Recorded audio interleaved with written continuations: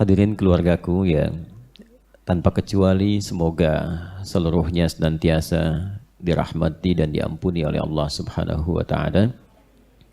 Baik yang hadir di area dalam ataupun sekitar Masjid An-Nur dari Tanah Kusir ataupun yang terhubung dengan kita di kesempatan ta'lim saat ini dimanapun, kita bermohon kepada Allah semoga seluruhnya mendapatkan kemuliaan-kemuliaan dalam menuntut ilmu seperti yang dijanjikan baik dalam Al-Quran ataupun hadis-hadis Nabi Muhammad sallallahu alaihi wasallam.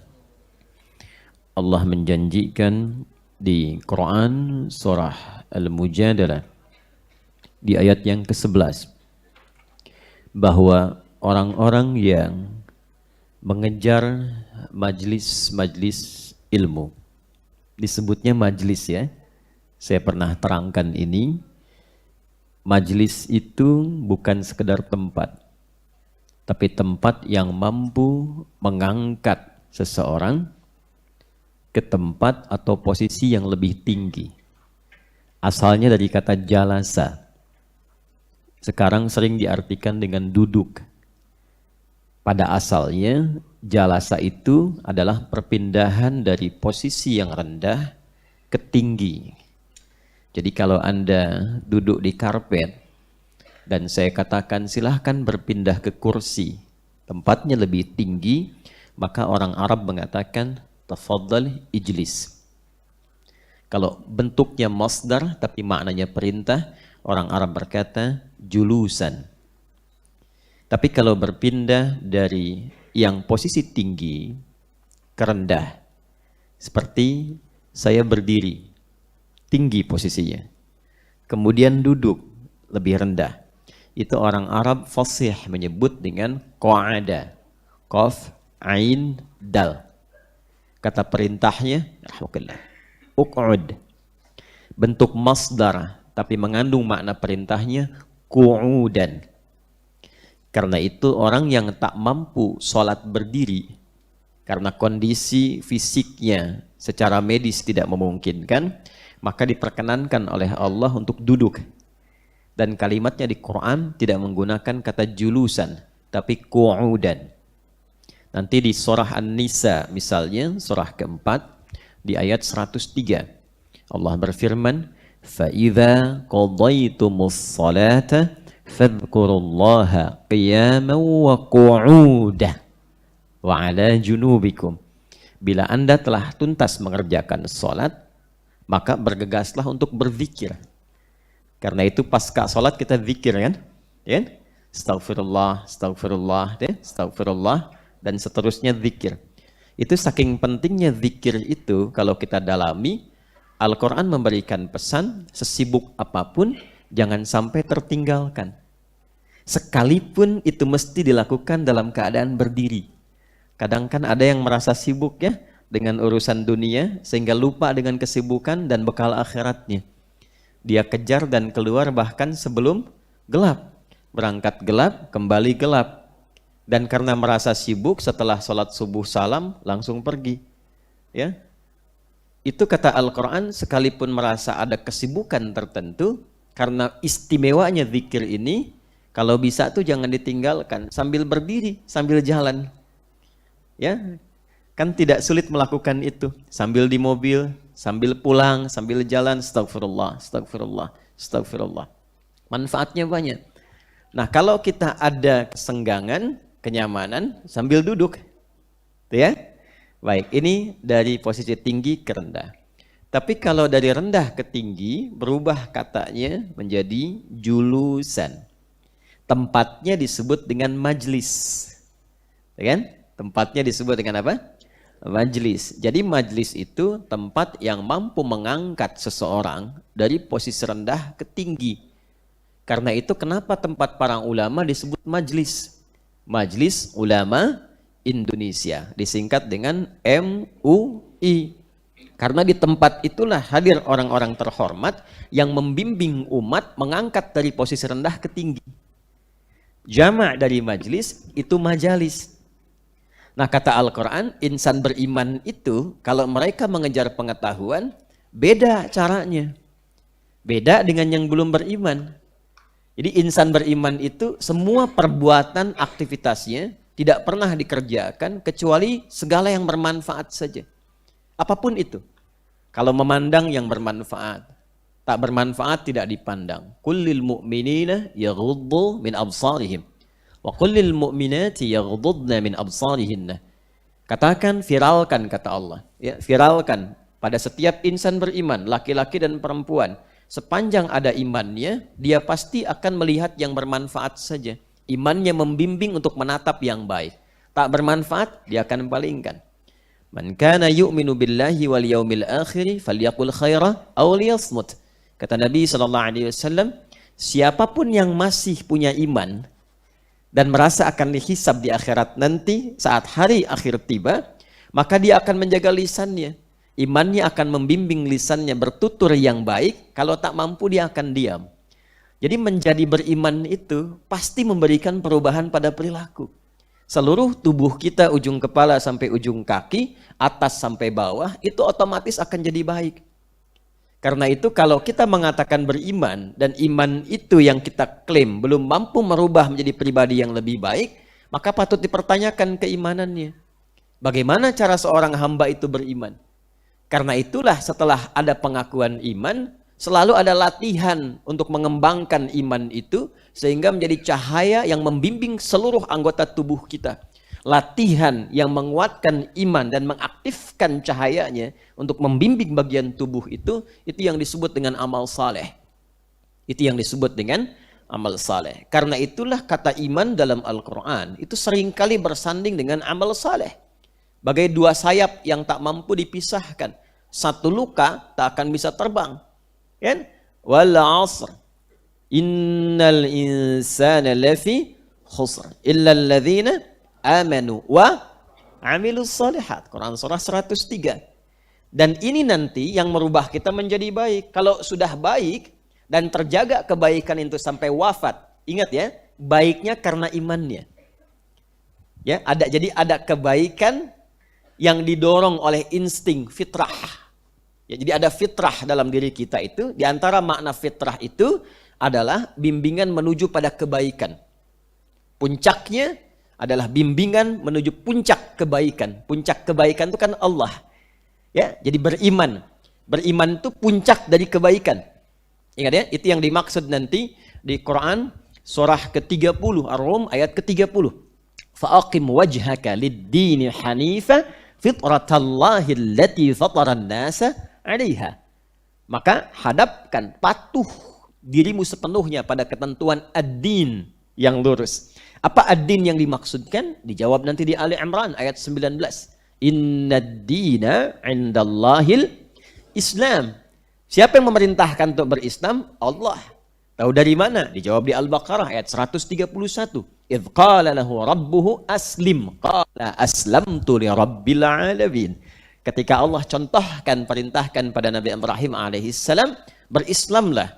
Maka beliau katakan, saya muslim, tunduk, patuh pada Allah penguasa semesta. Nah itu fitrah. Fitratallahi allati fataran nasa 'alaiha. Fitrah yang Allah letakkan pada setiap jiwa manusia untuk bertuhan. Karena itu ada pencarian dari jiwa kita untuk mendekat kepada pencipta kita. Itu puncak tertingginya.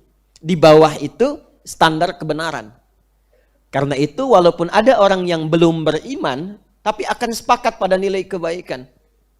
Ya, cukup bernama manusia, pasti tidak akan sepakat pada pencurian. Cukup bernama manusia, tidak ingin dibohongi. Cukup bernama manusia, pasti akan menolak korupsi. Baik itu yang muslim, ataupun yang belum Islam. Itulah fitrah. Itu dasarnya. Jelas sampai di sini? Nah, jadi apalagi bagi insan beriman, setiap kita yang sudah mengatakan beriman, mesti ada pembuktian dari keimanan itu. Wujudnya apa? Amal saleh. Kalau konsisten menjaga ini sampai wafat, maka Allah memberikan kabar gembira bahkan sebelum dia wafat dengan menjamin surga untuknya. Itu ada di Quran surah kedua Al-Baqarah ayat ke-25. wa basyiril ladzina amanu wa 'amilus salihati. Iman dan amal saleh. Apa jaminannya? Annalahum jannatin tajri min tahtihal anhar. Maka sungguh aku tegaskan, disiapkan untuk mereka beragam surga. Ingat kalimatnya beragam surga. Jadi surga itu ada ragamnya juga.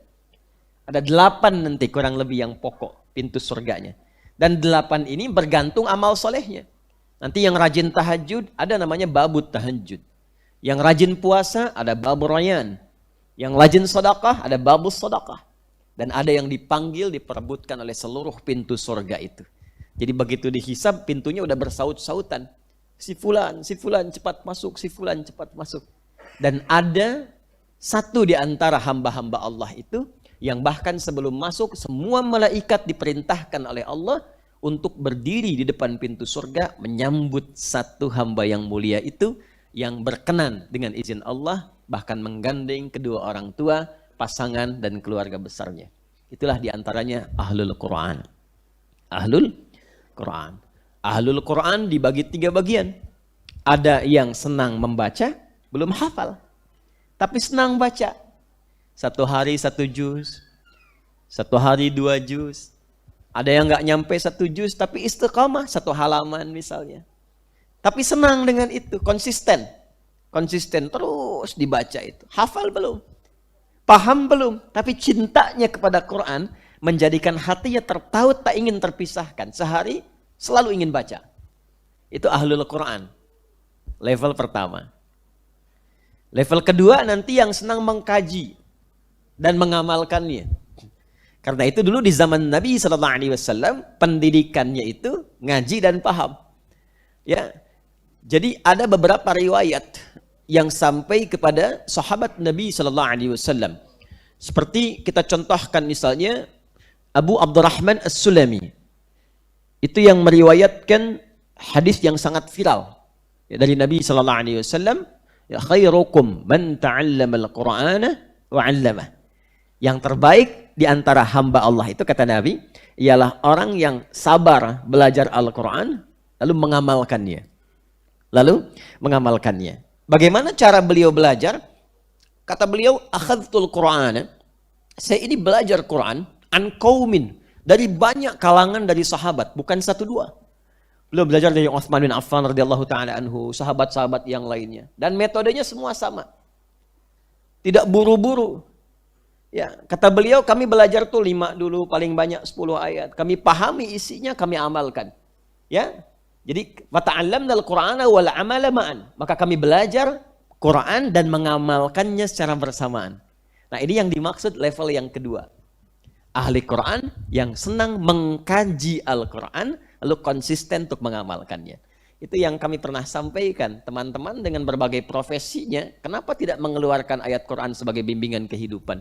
Pebisnis, keluarkan ayat-ayat bisnis, kumpulkan teman-teman pebisnis, ngaji tentang ayat itu. Ya kan? Demikian juga profesi-profesi lainnya. Itu level kedua. Kalau konsisten mengamalkan itu sampai dengan wafat, Ahlul Quran. Dan yang ketiga, ahli Quran yang sangat mencintai Quran dan ingin membawa Quran sampai dengan wafatnya. Dia mengamalkannya. Dan dia menjaga Quran dalam jiwanya. Bukan hanya saat hidup, tapi saat wafat pun dia wafat bersama Qurannya. Itu tingkat yang tertingginya. Namanya Hamilul Quran. Jamaknya Hamalatul Quran. Ya, atau disebut dengan Quranun Yamshi, Quran berjalan. Jadi akhlaknya pun Quran. Bukan cuma hafal ya. Kalau hafal aja mudah Pak. Ibu. Hafal aja mudah. Bahkan non-muslim itu bisa juga menghafal Quran. Bisa. Ya, tapi tidak semua penghafal Quran bisa menjadi ahlul Quran. Nanti ada 3 golongan disebutkan di surah Fatir. Surah 35 di ayat 32. ثُمَّ أَوْرَثْنَا الْكِتَابَ الَّذِينَ اصْطَفَيْنَا مِنْ عِبَادِنَا فَمِنْهُمْ ظَالِمٌ لِنَفْسِهِ وَمِنْهُمْ مُقْتَصِدٌ وَمِنْهُمْ سَابِقٌ بِالْخَيْرَاتِ بِإِذْنِ اللَّهِ. Ada penghafal Quran itu nanti yang zalim. Ya, Qurannya tidak dipakai untuk membimbing hidupnya. Dia hafal, tapi Qurannya tidak digunakan sebagai petunjuk hidup. Malah dibawa kepada tujuan dunia. dipotong-potong ayat hanya untuk mendapatkan misalnya cuan tertentu. Ya, menyampaikan potongan-potongan ayat untuk menguatkan pendapat, tapi salah menggunakannya karena dibawa pada kepentingan hawa nafsu. Akan ditemukan yang seperti itu. Ada kan orang hafal qul huwallahu ahad ya, tapi lisannya bisa mengatakan semua agama sama. Menuju pada Tuhan yang sama, cuma caranya beda-beda. Nah itu zalimul li nafsi. Dari dulu sudah ada yang begitu diisyaratkan kata Al-Quran. Yang kedua, ada level standar, paket ekonomi. Wa minhum muqtasid. Baru menghafal-hafal, ngulang-ngulang, tapi belum siap beramal. Kadang-kadang diminta jadi imam pun belum berkenan, tapi suka mojok-mojok di pinggir tembok masjid. Di tiang-tiang masjid, ngulang-ngulang hafalan. Dek, kayaknya hafalannya banyak. Jadi imam ya? Imam rumah tangga, Pak? Bukan, masjid.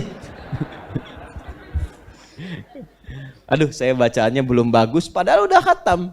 Nah, itu paket hemat. Hemat untuk dirinya, belum bisa dibagi untuk orang lain. Jelas? Yang ketiga, sabiqum bil khairati bi'idznillah. Nah, kita menginginkan, coba lihat. Mau level 1, 2, atau 3?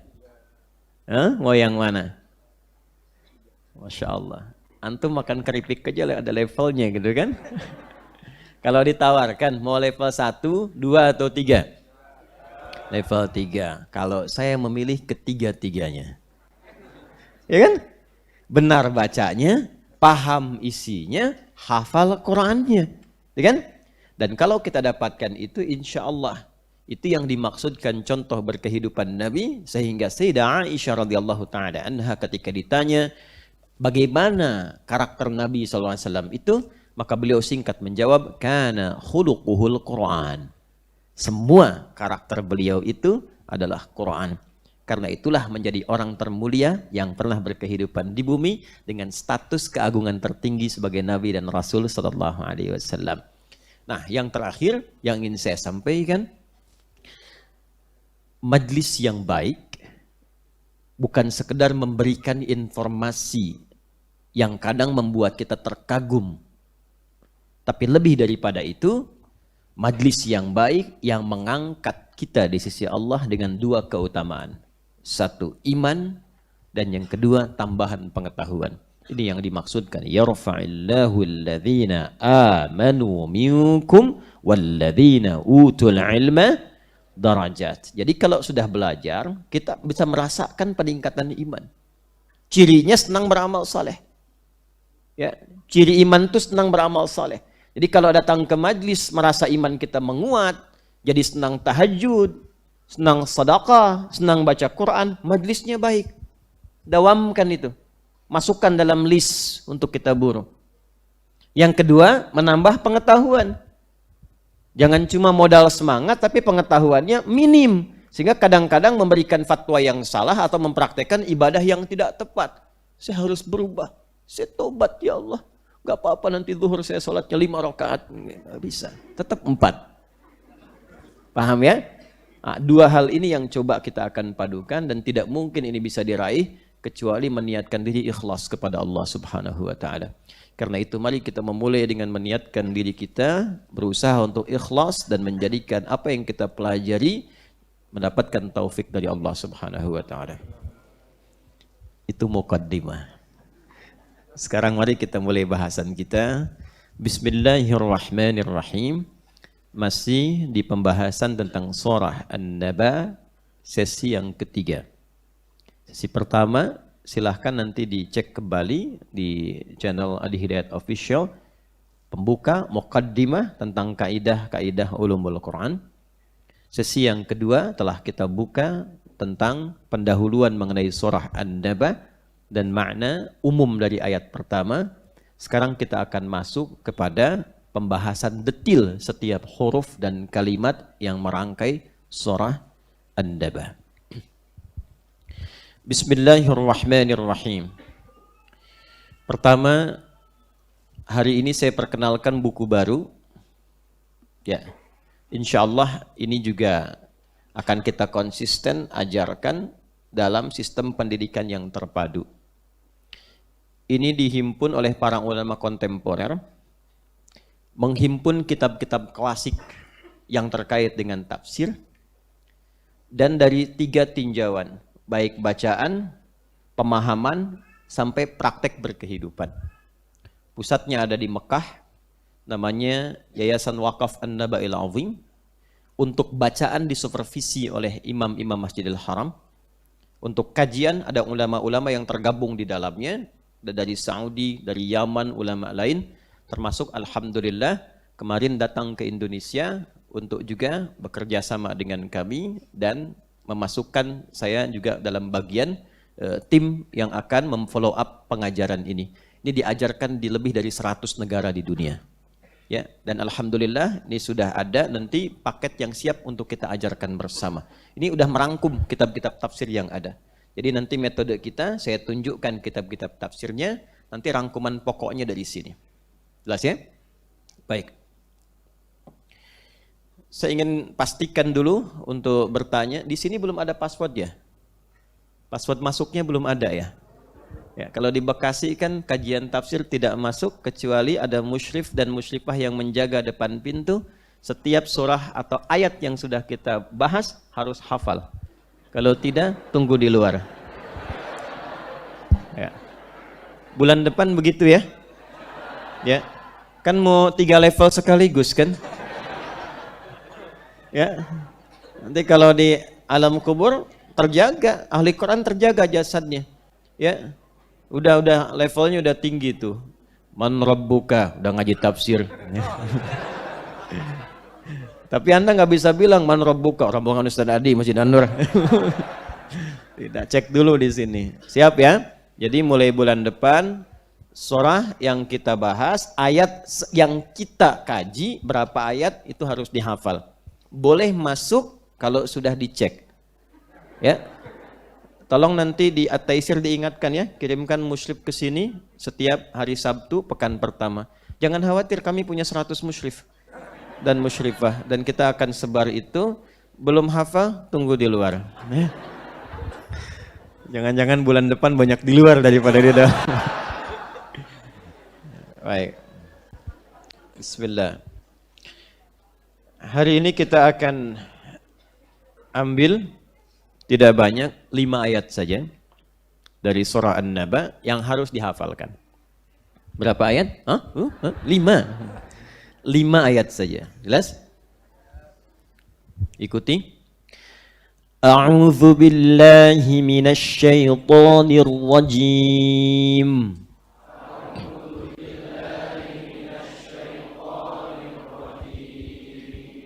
Saya pernah ingatkan bukan du tapi dzu. Dzu, ya a'udzu. Kalau a'udu ada ya'udu balik, kembali. Ya kan? A'udzu billah, saya akan kembali kepada Allah, minta meninggal. Jelas. Lidah yang depan sedikit saja. Ini gigit sedikit oleh gigi serinya. Dzu. Nih lidah yang depan ini, gigit sedikit di gigi serinya. Dzu. Nanti habis kajian pulang sampai rumah dzu ya. A'udzu. Baik. A'udzu billahi minasy syaithanir rajim.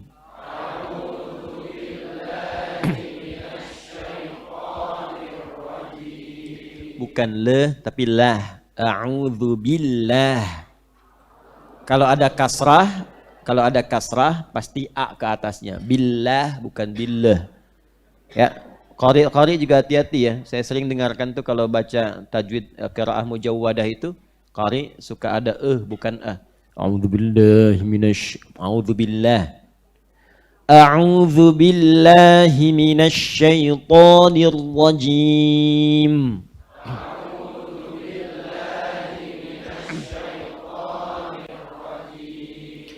Bismillahirrahmanirrahim.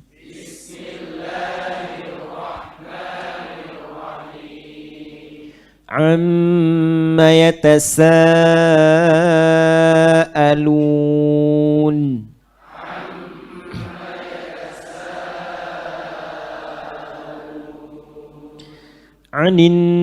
naba'il azim.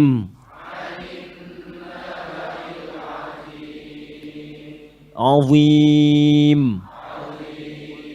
Baik. Alladzi hum fihi mukhtalifun.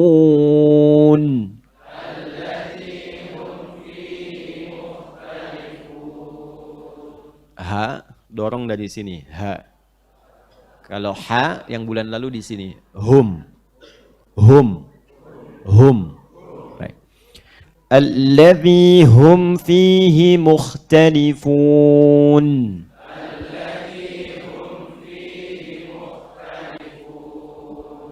Kalla saya'lamun.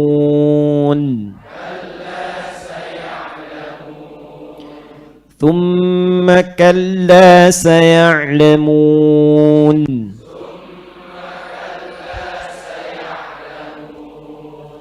Tha sama dengan dha tadi. Dha dengan tha makhrajnya sama, cuma sifatnya beda. Paling gampang gini, saya tunjukkan cepat saja. Lidah yang depannya ini gigit sedikit lagi gigit seri. Tha. Tha. Tha tha. Thu, tha, thi, thu, oke, tha. Nah ada tha, ada tutup giginya, berikan udara sedikit, sa. Beda kan ya? Beda ya? Ada? Nah, kalau zai agak tutup lebih rapat, zzz. Ada? Nah, ya? Zzz. Dah? Ah, ini ta. Ta. Thumma. Thumma. Nah, thumma kalla saya'lamun.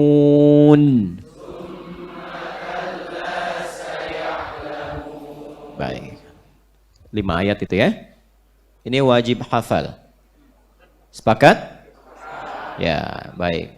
Harus sepakat. Tidak sepakat nggak apa-apa, cuman tunggu di luar. 5 sampai 5 ini saja dulu. Alhamdulillah, mudah-mudahan Allah terima bacaan kita dan ada pahala mengalir untuk kita. Mau saya sambungkan langsung atau saya berikan sekitar 5 menit saja penguat, saya terangkan 5 menit, insya Allah hafal 5 ayat ini dengan nomornya. Mau?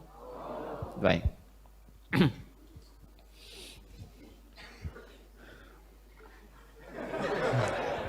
Kelihatan? Oh, betul. Pakai ini dulu. Oh, ini ada spidolnya. Bismillah. Di situ ada layarnya, jadi bisa terlihat insya Allah. Ibu kelihatan, Bu? Kelihatan. Ibu sebelah sana imannya kuat, belum saya tulis sudah kelihatan. Baik. Surah An-Naba.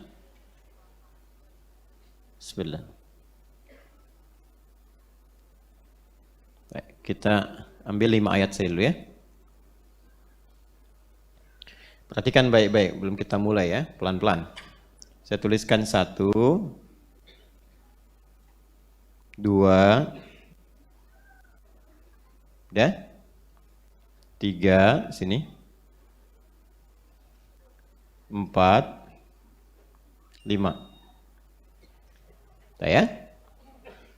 Sini saya buka depannya saja. Am. Ya? Ya.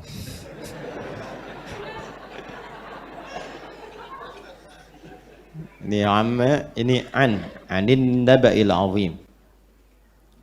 Ya. Kemudian amma yatasaalun anin naba'il azim. Ini alladzi hum fihi mukhtalifun.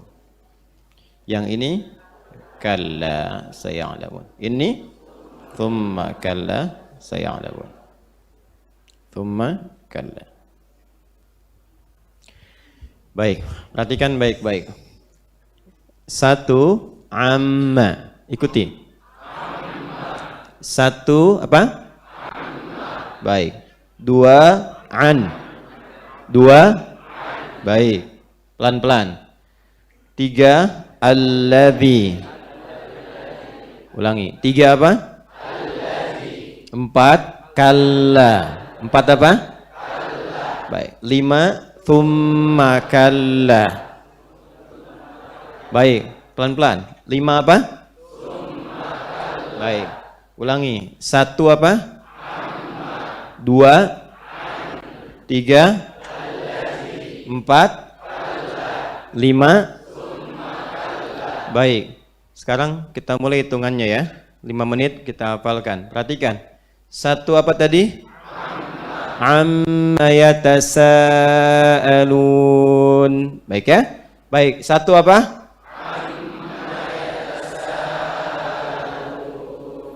Dua. Baik. 1 apa? 2. 2. 1. 3 di tengah-tengah. Alladzi. 3. 1. 3.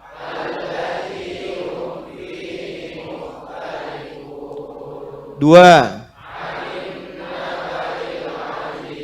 Baik. 4 kalla. 4. 3.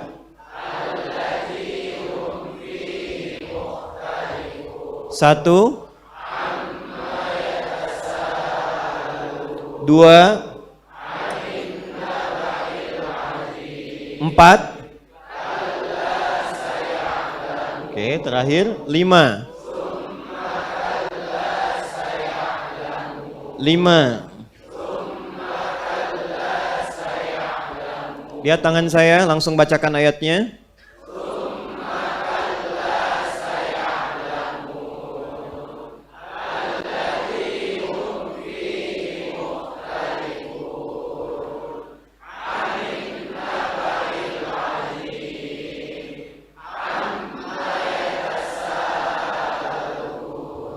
Nggak nyampe 5 menit. Udah hafal kan? Dengan nomornya 5 ayat.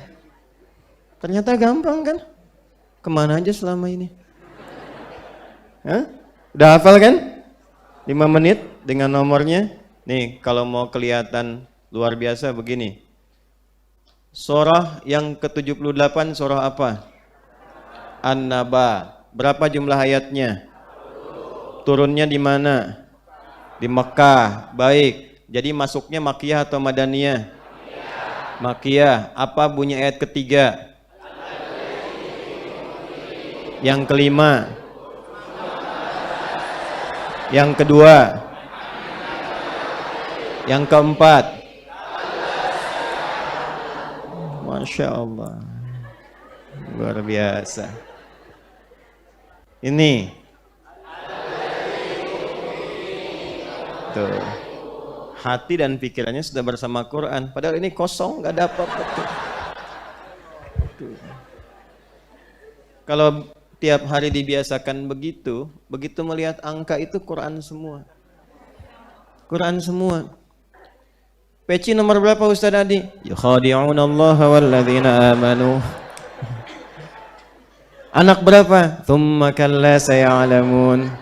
Istri berapa? Amma yatasaalun. Ada rencana tambah? A'udzubillahi minasyaitonirrajim.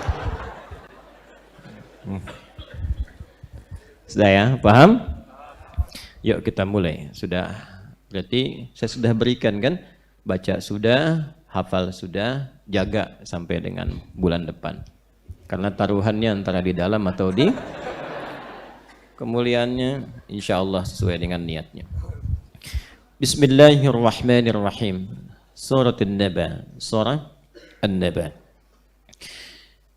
Ada 3 isu besar. Saya antarkan dulu sebelum kita belajar setiap hurufnya. Kita bahas setiap hurufnya insya Allah. Ada 3 isu besar. Di kota Mekkah Al-Mukarramah, sejak ditetapkannya Nabi Muhammad SAW sebagai rasul. Bedakan ya antara nabi dengan rasul. Kalau sudah bahasanya rasul, artinya punya tanggung jawab untuk berdakwah, menyampaikan risalah yang Allah amanahkan kepada umat. Sejak beliau ditetapkan sebagai rasul, ada 3 isu yang menggemparkan penduduk Mekah pada masa itu.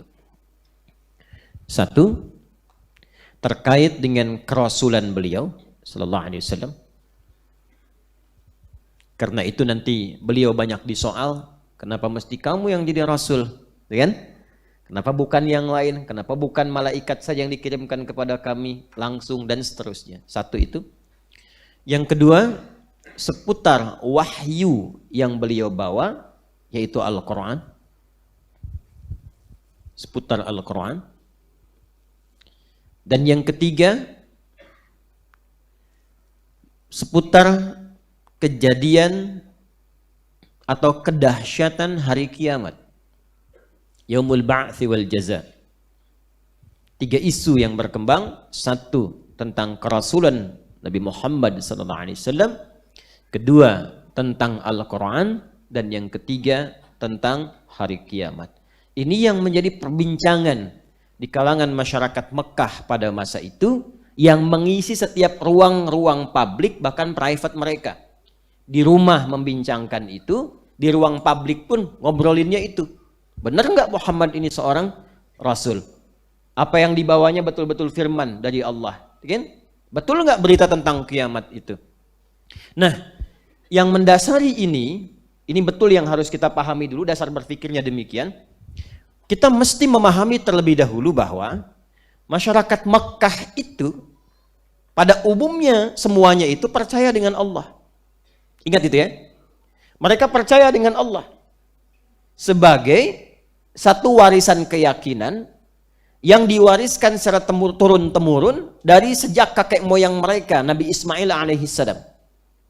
Jadi Mekah itu kan mulai dihuni, ya, mulai ada penghuninya, mulai jadi penduduk bermasyarakat. Itu singkatnya ketika Nabi Ismail alaihissalam beserta ibundanya berkehidupan di situ.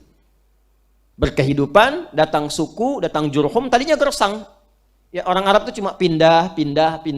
Begitu menemukan tempat air, ya, ada oase di situ atau ada sumur, mereka umumnya akan menetap di situ. Dan yang pertama kali dianugerahi dengan izin Allah keluarnya air yang tidak pernah berhenti di area itu, biwadin ghairi dzi zar'in 'inda baitikal muharram, kan? Di tempat yang gersang, tumbuhan bahkan tidak tumbuh, di dekat Bukit Safa itu, di dekat persis area Ka'bah, yang mendapati itu Nabi Ismail alaihissalam. Ya, makanya nanti dalam peristiwa Sa'i salah satunya kan mengenang itu dan belajar bagaimana meningkatkan bakti terhadap orang tua, khususnya ibu. Singkatnya, setelah ditemukan air, datang kabilah-kabilah merapat ke situ, termasuk kabilah Jurhum yang ada dari Yaman, datang ke situ. Di antara keturunan mereka perempuan menikah dengan Nabi Ismail alaihissalam, berkehidupan sampai ada penduduk, sampai terkumpul generasi yang saling berganti hingga ke era Nabi Muhammad SAW. Saya pernah sampaikan setidaknya kurang lebih 29 generasi dari Nabi Ismail ke Nabi Muhammad SAW. Muhammad SAW bin Abdullah bin Abdul Muttalib bin Hashim bin Abdul Manaf bin Qusay bin Murrah bin Kilab bin Ka'ab bin Ghalib bin Fihr bin Malik bin Nadar bin Kinana bin Khuzaimah bin Mudrikah bin Ilyas bin Nizar bin Mudar bin Ma'ad bin Adnan bin Addi bin Adri bin Muqawwam bin Nahur bin Tarikh bin Ya'rub bin Yasjub bin Nabit bin Ismail alaihissalam. 29. Coba diulangi, saya hitung lagi. Ya, 29 generasi. Nah, sampai ke era Rasulullah sallallahu alaihi wasallam. Dan Nabi Ismail seperti kita ketahui, beliau membawa dakwah tauhid. Mengesahkan Allah Subhanahu wa taala, mengenalkan Allah. Ingat ya? Dan diperintahkan oleh Allah untuk mengenal Allah itu menunjukkan lewat amal saleh. Apa ibadah yang mendekatkan seseorang dengan Allah supaya tersambung? Salat misalnya. Jadi di era Nabi Ismail pun sudah ada salat. Coba buka Quran surah 19, surah Maryam, ayat 55. Di situ disampaikan ya, kisah tentang Nabi Ismail yang mengajarkan bahkan memerintahkan keluarganya untuk sholat. Wa kana ya'muru ahdahu bis shalah. Di sholat itu bukan hanya kita yang tunaikan. Umat sebelum kita pun sudah sholat. Hanya nanti cara sholat kita itu yang paling sempurna. Yang diajarkan Rasulullah SAW. Nabi Zakaria sholat. Quran surah ketiga Ali Imran ayat 38 sampai 39. Nabi Musa alaihi salam sholat. Ya, Quran surah ke-20 Taha ayat ke-14. Nabi Isa alaihi salam sholat. Quran surah Maryam surah 19 ayat 31 sampai ayat 33-nya. Kembali ke Nabi Ismail alaihi salam, beliau sholat, bahkan meminta keluarganya untuk sholat. Quran surah 19 ayat 55. Wa kana ya'muru ahlahu bis shalah. Jadi setiap generasi itu sudah diwariskan tentang ajaran Nabi Ismail yang belajar dari ayahandanya dengan Nabi Ibrahim alaihi salam yang mentauhidkan Allah. Nabi Ibrahim itu Muslim dan perintah keislamannya langsung dari Allah. Di Al-Baqarah ayat 131. Idz qala lahu rabbuhu aslim. Kata beliau, qala aslamtu lirabbil alamin. Ketika Allah perintahkan kepada Nabi Ibrahim alaihissalam, aslim, kamu berislam. Maka beliau jawab, saya berislam ya Allah, tunduk patuh kepadamu, penguasa semesta alam. Jadi Nabi Ismail alaihissalam selaku putra dari Nabi Ibrahim alaihissalam menyampaikan risalah tauhid, mengenalkan Allah. Dan ajaran beliau itu diwariskan kepada generasi setelahnya. Sampai bahkan ke era sebelum kedatangan Nabi Muhammad sallallahu alaihi wasallam. Jadi secara singkat saya katakan, penduduk Mekah itu, apalagi Quraisy, itu kenal, sudah tahu dengan Allah. Ya. Buktinya menarik, kalau mereka bersumpah atau ditanya siapa pencipta langit dan bumi, jawabannya Allah. Jawabannya Allah. Misal, kita lihat misalnya Quran surah Az-Zumar misalnya. Ya. Di ayat 38 itu, ketika ditanya, "Man khalaqas samawati wal ard?" la yaqulunna Allah. Kalau mereka ditanya siapa pencipta langit dan bumi, mereka menjawab Allah. Ya. Abu Jahal, kenal Abu Jahal? Bagus. Itu sebelum terjadi perang Badar, nanti baca sirah ya, atau lain waktu nanti di tempat lain kita buka kajian sirah supaya nyambung. Quran tuh kalau dengan sirah enak rasanya. Enak. Jadi kita tuh tahu, oh surat ini turun di sini, kejadian ini apakah turunnya siang atau malam dalam suasana apa? Terasa bedanya. Bedakan rasanya dan pasti akan terasa bedanya. Jadi saat akan terjadi perang Badar kan viral, Nabi itu kan sepanjang malam berdoa. Minta kepada Allah. Minta penguatan, minta perlindungan, minta ditunjukkan mukjizat, ya, minta ditunjukkan kebenaran tentang Islam, minta kemenangan, minta pengaruh dari kemenangan itu kepada masyarakat yang lainnya. Sisi yang lain, Abu Jahal pun berdoa juga. Minta juga itu. Dan itu diviralkan nanti oleh Al-Quran, di Quran surah ke-8 Al-Anfal ayat 19. Ya. Quran surah ke-8 ayat 19. Sudah? In tastaftihu faqad ja'akumul fathu. Nanti saya kembalikan dulu ke kisahnya, baru nanti ke ayat itu. Pelan-pelan. Jadi Abu Jahal itu menuduh Nabi Muhammad SAW, ini nih orang pemecah belah nih, yang menjadikan suku kita bertikai dengan ajarannya. Tadinya kita tuh baik-baik aja dengan tetangga. Tadinya kita baik-baik aja hubungan secara sosial dengan teman-teman yang lainnya. Karena Muhammad ini jadi bertengkar di keluarga. Ibu dengan anaknya. Jadi ribut dengan tetangga. Jadi macam-macam. Ini pemecah belah. Lalu dia bermubahalah. Kalimatnya apa? Allahumma ya Allah. Jadi Abu Jahal pun tahu Allah. Abu Jahal tahu apalagi abu-abu yang sekarang gitu kan. Nah, lalu dia mengatakan, jika memang yang benar itu aku, ya kan, maka binasakan Muhammad SAW. Atau jika yang benar salah satu di antara kami, maka binasakan yang salah. Maka dijawab oleh Allah dengan turunnya Quran surah 8 itu ayat 19. Apa yang kamu minta telah tetap ketentuannya. Tapi masih dikasih kesempatan. Tapi kalau kamu tobat, berhenti dan pulang, itu lebih bagus kata Allah. Ya, tapi sayang dia terus berlanjut untuk menyerangkan, maka berlangsunglah kemudian perang Badar yang fenomenal itu dan binasalah Abu Jahal di situ. Jadi saya ingin tunjukkan bahwa peta keadaan masyarakat Mekah bahkan sampai era Nabi pun itu kenal dengan Allah. Cuma problemnya cara mendekati Allahnya salah. Gitu. Tahu Allah pencipta, tapi tidak kenal bagaimana cara mendekati Allah. Karena ternyata dengan bergesernya masa itu terjadi perubahan-perubahan, tepatnya ketika beberapa waktu sebelum kedatangan Nabi Muhammad SAW, ada seorang tokoh bernama Amr bin Luhai. Amr bin Luhai. Ini pelajaran besarnya. Nanti saya tunjukkan ini dulu supaya kita bisa belajar bagaimana kita bisa mencari referensi untuk mempelajari agama. Amr ini orang baik, Pak. Bu. Bin Luhai ini. Sering donasi, kaya orangnya. Sopan sama orang, sering nyumbang. Ya, sehingga mendapat status terhormat di kalangan masyarakat pada masa itu. Dan hampir menyimpulkan bahwa ini ulama besar. Wali bahkan. Karena kelihatannya suka memberi, suka menolong, memuliakan Ka'bah, ya kan? Orangnya sopan, dihormati, sepakat. Ini orang-orang terpandang, orang terpercaya. Cuman masyarakat juga nggak paham kalau ini bukan ahli agama.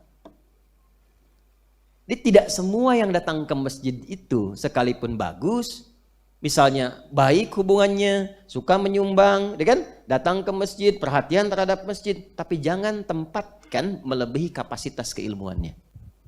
Jangan jadikan rujukan untuk bertanya masalah agama kalau memang tidak paham agama. Karena problemnya dari sejak era jahiliyah itu, semua orang kayaknya bebas bicara agama. Nah ini penyakit sekarang mirip-mirip tuh begitu. Kalau Anda sakit kan tanya dokter, ya kan? Yang berhak bicara dokter. Dokter mata pun hanya berhak untuk mata saja. Kalau komen tentang jantung, malpraktek. Malpraktek masuknya. Sekarang para ekonom punya kapasitas dan otoritas untuk bicara tentang ekonomi. Kalau saya bicara ekonomi, saya akan disoal. Anda siapa? Anda kan bukan ekonom. Gitu kan? Jadi semua punya kapasitasnya. Tapi sekarang kalau urusan agama, rasanya kok semua bisa berfatwa gitu. Ya kan? Nah itu penyakit jahiliyah dulu begitu. Karena ini dianggap baik, ini dianggap orang yang jadi rujukan, ya, dan punya kebiasaan yang mulia di kalangan masyarakat, maka diangkat melalui kapasitasnya. Ya. Nah, sekarang kan yang repotnya juga begitu, dipakein jubah aja udah menjadi syekh. Ya kan? Nah, ini problemnya gitu. Maka nanti ada tingkatan-tingkatan, ada da'i, ada mubaligh, ada alim, ada faqih, ada qadhi, itu berbeda. Problemnya ketika ini berangkat untuk berdagang ke Syam. Syam itu sekarang 4 negara wilayahnya. Ya, ada Lebanon, ada Syria, ada Jordania, ada Palestina. Sampailah di wilayah namanya Ma'rib. Ma'rib. Di situ ada suku dulu Amalik namanya. Ya, Amalik. Problemnya ketika sampai ke Syam ini, di Syam itu sudah pada musyrik di wilayah Amalik itu. Dia nyembah berhala, banyak berhala. Ini karena nggak punya ilmu, Amr bin Luhai, sampai ke Syam, dia menyimpulkan Syam itu kan kotanya para nabi. Nabi Ibrahim dari situ, ya kan? Ya, halo? Nabi Ismail juga berangkatnya dari situ, lahirnya di situ. Nabi Ishak di situ. Ya, Nabi Daud di situ, Nabi Sulaiman di situ.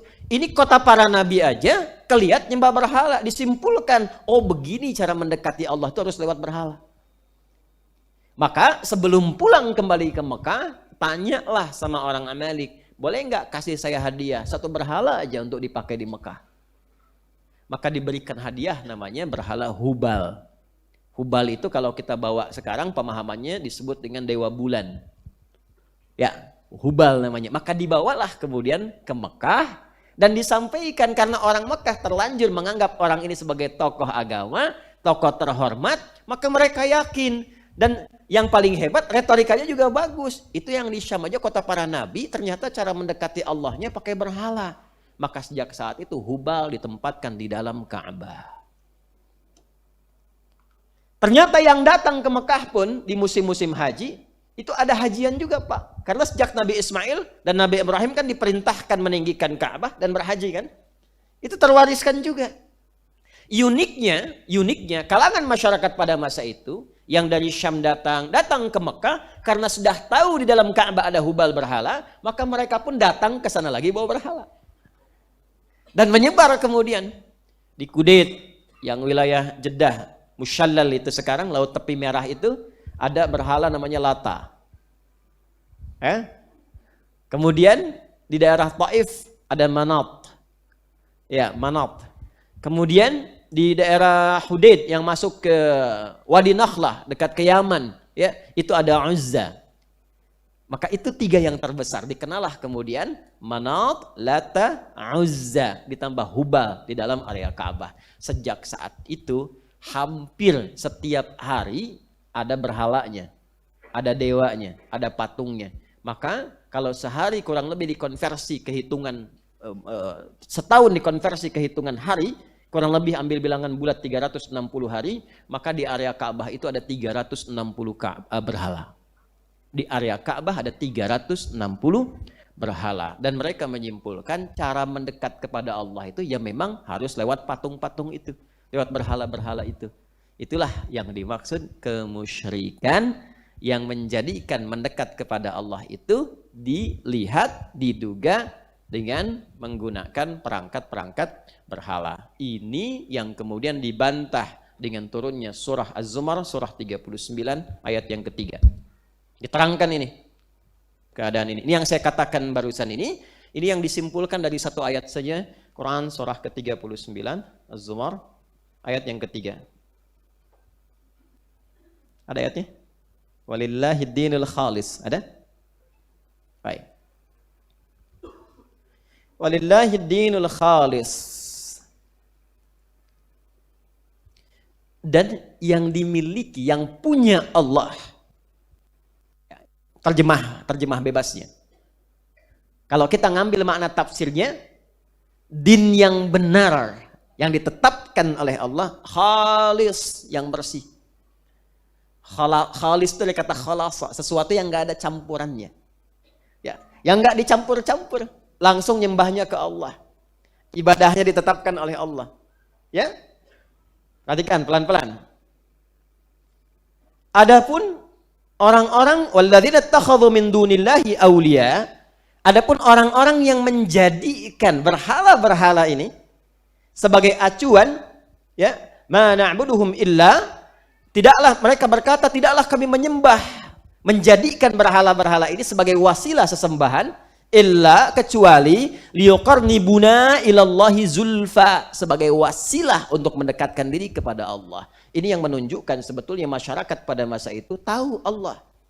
Cuman karena peran orang yang seperti ini, dijadikanlah kemudian cara menyembah Allah menggunakan wasilah yang salah dalam penyembahannya. Salah dalam menyembah Allah ini sehingga terkesan menduakan, mentigakan, bahkan membanyakkan Allah, mensyarikatkan. Dalam bahasa Arab jadi disebut dengan asyraka yusyriku isyrak. Isyrak, orangnya disebut dengan musyrik, perbuatannya disebut dengan syirik. Jelas? Nah, karena itu orang-orang Arab pada masa itu, istilah yang dilekatkan oleh Quran itu istilahnya musyrik. Jelas? Sebab mereka sesungguhnya kenal dengan Allah, tapi menempuh jalan yang salah sehingga menduakan atau membanyakkan Allah pada masa itu. Paham sampai sini? Baik, pelan-pelan ya, saya antarkan sejenak. Yang kedua unik Pak Ibu. Dalam rangka menyembah Allah, mengagungkan Allah ini, tahu mereka haji itu tahu. Cuman sekarang caranya sudah salah, tawaf juga. Mereka tawaf. Cuma yang ditawafi berhala, yang di Ka'bah. Tapi ini mungkin tidak banyak orang tahu ini. Ciri-cirinya menarik sekali dan selalu akan terwariskan. Jadi kalau mereka tawaf, mereka itu harus tawaf dengan pakaian atau perangkat yang melekat pada tubuh yang dipastikan bersih dari segala sumber yang buruk. Bahasa kitanya harus halal dan harus baru. Harus baru. Sebab mereka beranggapan kalau pakaian yang lama ada maksiatnya di situ. Jadi kalau tawaf harus pakai yang baru karena belum pernah dikenakan, ya, baru dipakai dan belum pernah dipakai maksiat. Sejahiliyah-jahiliyahnya orang jahiliyah. Ingat kalimat ini ya? Sejahiliyah-jahiliyahnya orang jahiliyah, itu kalau mau tawaf, mereka nggak mau pakai pakaian haram. Ya. Tapi jeleknya, kalau nggak mampu beli baju baru, mereka tawaf dengan bertelanjang.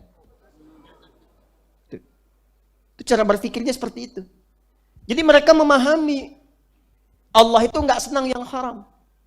Allah nggak senang yang buruk. Mereka tahu itu. Makanya ketika mau tawaf pun, itu menggunakan pakaian-pakaian yang mereka duga pakaian yang paling halal. Dan yang paling menarik, kalau terjadi sesuatu pada Ka'bah ingin diperbaiki, mereka nggak akan mau nyumbang kecuali dipastikan hasil yang mereka dapatkan itu yang halal. Makanya yang terkumpul cuma sedikit, padahal yang kaya banyak. Tahu nggak pesan hikmahnya apa? Ini yang melekat pada karakter manusia. Biasanya orang kalau hartanya itu terkumpul dari yang salah, yang haram, sekaya apapun, tapi kalau nyumbang untuk amal soleh pasti sedikit. Karena fitrahnya akan menolak untuk memberikan yang haram.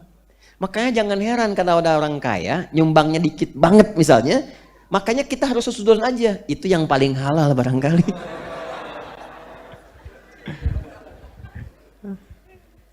Jangan dipotong kalimatnya ya. Diulang dulu kisahnya.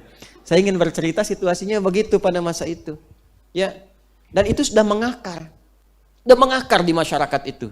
Karena itu, ketika ada seorang anak muda terlihat baik, luar biasa jujur, memberikan kedamaian, ketentraman, langsung mereka berikan gelar. Ini Al-Amin, ini beda sendiri. Gak pernah berbohong, gak pernah mabuk. Padahal mabuk itu perbuatan standar anak muda pada masa itu. Jadi kalau ingin terlihat keren, mabuk. Jahiliyah tuh begitu. Ya. Bikin onar, jahiliyah begitu. Nantangin orang, pamer. Itu kalau ingin cari perhatian, ingin keren, itu begitu. Jadi kalau sekarang ada anak muda, cuman pamer motor, tawuran, ingin terlihat keren, udah ketinggalan zaman. Jahiliyah udah duluan. Ya. Maaf ya dengan kalimat ini. Ya. Itu sudah begitu dulu. Nah, Nabi Muhammad SAW itu beda sendiri. Ini Al-Amin nih. Lindungi, jangan ganggu, ini terhormat. Bahkan orang-orang nitipkan hartanya kepada beliau saking amanahnya. Tapi ketika diangkat menjadi Rasul dan mulai memperbaiki. Nah ini dia, ada salih, ada muslih, itu beda. Pak Soleh dan Pak Muslih itu tidak sama.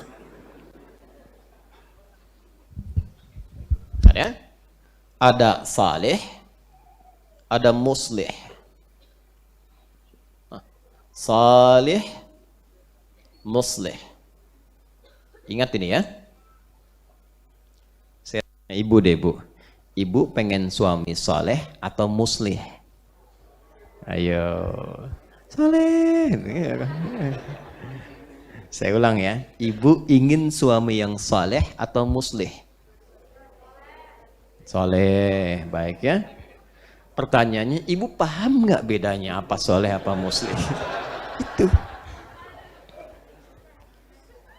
Ibu kalau pengen suami soleh, maka dia akan baik sendiri bu. Belum tentu kebaikannya ditularkan kepada ibu dan anak-anak. Nggak pakai oh, soleh.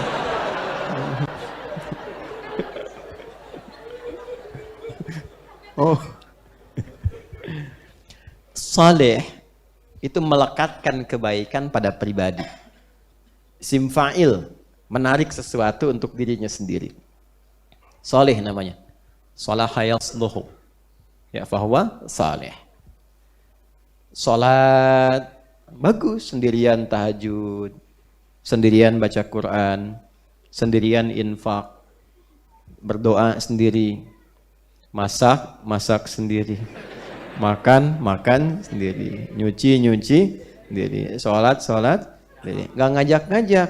Nah ini boleh misalnya. Ini contoh dasar ya, contoh dasar dulu. Maksudnya saya ingin bedakan kata ya, bukan membentuk makna umum yang ada dalam Quran, bukan. Saya ingin bedakan kata dulu, ini yang dimaksudkan. Tapi kalau kita ingin mewariskan, men-share kebaikan ini sehingga auranya terasakan oleh orang lain, ya. Maka berubah namanya dari saleh jadi muslih. Seorang yang menebarkan kebaikan itu mengajarkan kebaikan itu sehingga semua kalangan mendapatkan kesolehan yang serupa. Itu muslih namanya. Baik mengajarkan sesuatu yang mulia ataupun mencegah sesuatu yang buruk supaya tetap terjaga kemuliaannya. Ya, kan ini ada yang baik, ya kan? Ada yang apa? Lawannya buruk kan? Ada yang soleh, ada yang salah kan? Ada yang mulia, di sini ada yang jelek. Baik, muslih itu nanti tugasnya dua. Mengajarkan yang dianggap baik. Ayo sholat, ayo baca Quran, katakan yang jujur, jaga kebaikan-kebaikan. Atau yang kedua, mencegah tindakan buruk itu lahir. Supaya yang salah tidak muncul. Kenapa dijaga? Supaya kebaikannya tetap terjaga. Tidak terkotori dengan yang jelek. Makanya nanti kenapa hukumnya haram? Yang jelek itu, kenapa hukumnya haram? Ya dari kata hurmah asalnya, seakar dengan kata hormat. Kenapa muncul hukum haram? Untuk menjaga kemuliaan seorang hamba sehingga tetap tampil terhormat. Sebab ketika hamba itu mengikuti perbuatan yang jelek, maka akan runtuh kehormatannya di hadapan Allah dan manusia. Contoh begini, maaf, ada misalnya seseorang korupsi. Ya kenapa dilarang untuk korupsi? Bukan hanya melanggar hukum, tapi bisa meruntuhkan kehormatan. Dan kadang-kadang keruntuhan ini bisa terwariskan. Makanya saya sering sekali cerewet. Jangan sampai para ayah mencari harta yang haram. Sebab kalau sudah berkeluarga bukan hanya Anda yang kena. Anak Anda pun akan kena bagiannya. Bapak mencuri, anak bisa yang dibully. Gitu. Bapaknya korupsi, anaknya yang kena teror. Apa salah anaknya? Terbawa, terwariskan. Karena itu muncul hukum haram dari kata hurmah untuk menjaga kehormatan. Jangan mencela, sebab ketika mencela, turun kehormatan Anda. Coba keluar dari sini, seorang pendiam, tiba-tiba datang keluar marah-marah, cela orang. Anda pasti akan bertanya, kenapa ya orang itu? Nggak nyangka ya, padahal nyangka tuh. Kan? Orang yang bilang nggak nyangka itu sedang nyangka sebenarnya. Kan? Nggak nyangka ya, nyangka tuh. Paham ya? Nah, ini gambarannya. Muslih. Jadi muslih itu sudah memperbaiki. Nah, Nabi itu ketika diangkat menjadi rasul, naik statusnya dari saleh jadi muslih. Kalau menerangkan yang mulia, semua sepakat karena orang mulia.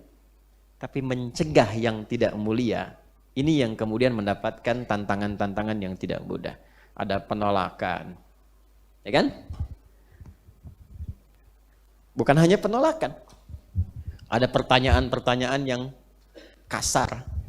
Kalau logis masih biasa dijawab dengan ilmu. Ini sudah nggak logis, nuduh dan kasar. Dan akhirnya melupakan semua kesolehan yang sudah disepakati. Nah ini sudah fitrah pertama. Jadi kalau kita baik, semua akan menerima. Tapi kalau kita ingin mengajak orang baik, pasti akan mendapatkan tantangan. Ya, ayah baik, alhamdulillah. Tapi ingin mewariskan kebaikan pada istri dan anak-anak, belum tentu berjalan mulus dengan apa yang kita harapkan. Mungkin ada waktu, ada kebiasaan yang harus dirubah. Ayah ingin meninggalkan dari riba. Sementara di rumah kelihatan taraf hidupnya sudah merasa nyaman dengan riba. Belum tentu ketika ngobrol ke istri langsung sepakat. Kita kan udah biasa naik mobil, Pak. Saya takut besok kalau ini ditinggalkan naik beca. Misal, kan? Tidak mudah. Ya. Nah, ini kalimat-kalimat ini yang tidak mudah, anak-anak dan sebagainya. Jadi selalu memperbaiki itu akan selalu ada tantangan. Apalagi kalau itu dibawa keluar. Dan yang paling dahsyat ketika masyarakat menjadi objek kebaikan itu sudah lekat dengan kemungkaran. Ini yang tidak mudah. Maka apa gambarannya? Takut apa yang sudah biasa didapatkan akan hilang. Harta, pengaruh, kedudukan, dan sebagainya. Maka datanglah kemudian Nabi dengan berita-berita langsung dari Allah. Hei, kalau kamu pertahankan itu, kamu kan akan pulang menuju Allah yang kamu kenal itu. Dan nanti akan dihisab di hari kiamat. Maka hebohlah mereka. Apa memang akan terjadi kiamat? Apa memang dipertanggungjawabkan? Apa memang yang semua kita kerjakan akan dihisab? Apa memang kita lakukan akan dibalas dan sebagainya? Maka dari semua akumulasi itu, karena dasarnya hanya ingin menolak dan ingin tetap tampil dalam kehidupan yang semula dirasakan itu, mulailah muncul tuduhan-tuduhan yang tidak benar kepada Nabi, sekaligus menyoal ayat-ayat yang turun dari Nabi. Jadi pada saat itulah kemudian pertama dari kejadian yang dimaksudkan, viralah diskusi di ruang publik dan ruang-ruang private. Mereka pada berdebat, banyak berselisih. Masa sih kita tolak Muhammad, dia kan selama ini benar. Iya, selama ini benar, cuman yang sekarang nggak benar katanya kan. Nah, itu yang Abu Jahal dan kawan-kawannya itu. Ya, yang lainnya ada yang meyakini, ada yang setengah-setengah ragu, ada yang menyoal, ada yang takut kehilangan kedudukan, ada yang takut kalau dipertanggungjawabkan maka dia nolak hari kiamat. Karena ada sebagian karakter manusia yang kalau bekerja sesuatu itu nggak mau bertanggung jawab. Dan biasanya pekerjaan itu salah. Karena itu orang-orang musyrik pada masa itu menolak hari kiamat bukan karena mengingkarinya, karena takut dipertanggungjawabkan semua perbuatannya. Padahal standar perbuatan dunia itu ya dipertanggungjawabkan. Bapak Ibu yang kerja di perusahaan kan bikin laporan kan? Laporannya apa? Pertanggungjawaban. Anda yang belajar di kampus kan ada buku catatan kan? Ada IPK, anak-anak ada rapotnya. Sebagai apa? Pertanggungjawaban pengetahuannya. Di dunia aja udah ada pertanggungjawaban, apalagi akhirat.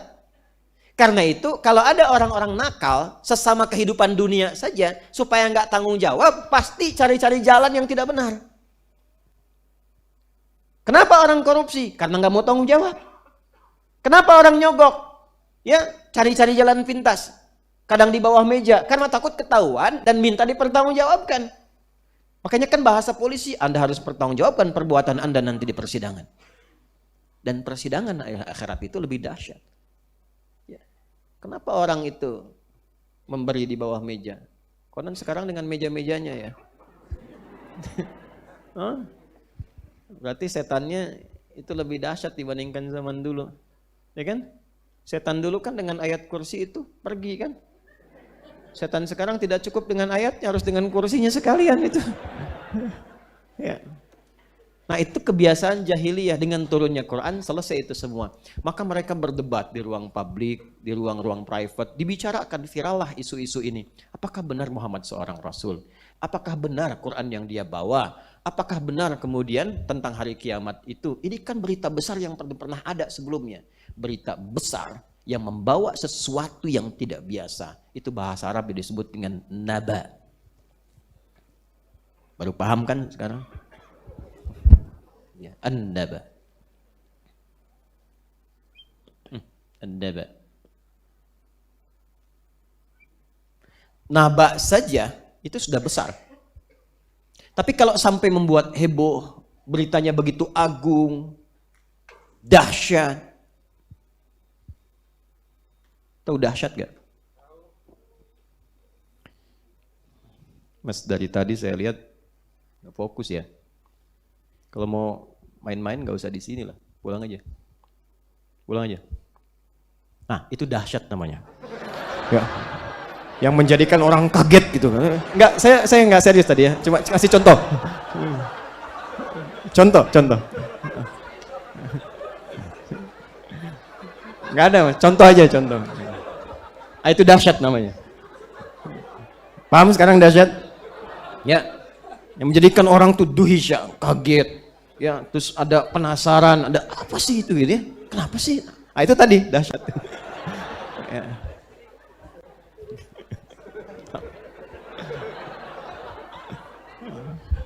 Nah, itu tambah dengan azim. Tambah dengan apa? Azim. Jadi menjadi an-naba'ul azim. Yang membuat kita terbawa suasana sampai penasaran gitu. Ini apa sebetulnya? Kenapa? Dan seterusnya. Nah, itu bukan hanya naba, tapi an-naba'ul azim. Jadi disebut naba ini pertama membawa sesuatu yang besar, yang tidak biasa, yang agung. Kedua, memiliki presisi yang tinggi dari segi pengetahuan. Ya, jadi logis dari segi pengetahuan atau kuat dari segi argumentasi. Dalam bahasa Arab itu menggunakan kata ilmu, sudah ada dasar pengetahuannya. Atau yang ketiga, paling minimal kalaupun nggak sampai kepada ilmu, ghalabatul dhon, dugaan yang sangat kuat dengan bukti-bukti yang meyakinkan. Ya, dugaan yang sangat kuat dengan bukti-bukti yang meyakinkan. Makanya nanti ada ilmul yaqin, ada ainul yaqin, ada haqqul yaqin. Jelas? Baik, pelan-pelan ya. Berdebat, berdiskusi sampai berselisih. Benar enggak? Oh, kayaknya begini, kayaknya begitu. Nah, itu bahasa Arabnya ikhtalafa yakhtalifu. Ikhtalafa yakhtalifu. Orangnya disebut mukhtalif. Kalau banyak kan disebut mukhtalifun. Pelan-pelan. Kalau banyak kan disebut apa? Mukhtalifun. Nih, saking dahsyatnya sampai tintanya habis. Dahsyat. Mas. Telepon. Ya. Kalau kita ingin menekankan betul-betul banyak berdebat, betul-betul ada yang sampai menuduh, sampai macam-macam, berbeda dan seterusnya, tambahkan domir munfasil sebelum kata mukhtalifunnya. Hum. Pakaikan hum, itu di ilmu balaghah. Ya. Kayak hum. Pelan-pelan. Maka dalam suasana inilah surah ini diturunkan dengan nama yang terkait dengan keagungan yang sedang didiskusikan itu. Ya. Di ketika mereka ribut, berdiskusi, berdebat tentang kiamat padahal belum ngerti kiamat. Ya kan?